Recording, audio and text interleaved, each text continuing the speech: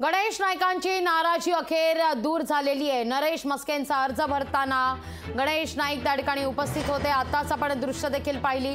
भाजपा पक्षश्रेष्ठींच्या तम्मीनंतर नाईक प्रचारात सक्रिय होताना दिसतात। नरेश मस्केंच्या उमेदवारीमुळे नाईक नाराज होते।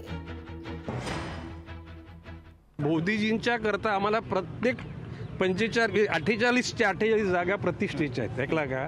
तर ज्या ठिकाणी कार्यकर्त्याला जबाबदारी ती कार्यकर्त्याची जबाबदारी पूर्ण करणार आहेत आणि मोदीजींच्या करता सगळे महायुतीचे कार्यकर्ते कामाला लागतील हा विश्वास आम्ही व्यक्त करतो। संजू नाईकांना तिकीट न दिल्यामुळे हा नाराजी समोर आली होती।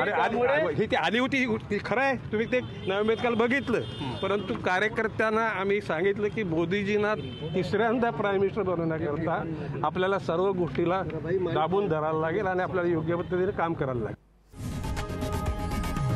लोकशाही मराठी ऐका, पहा, जागरूक रहा।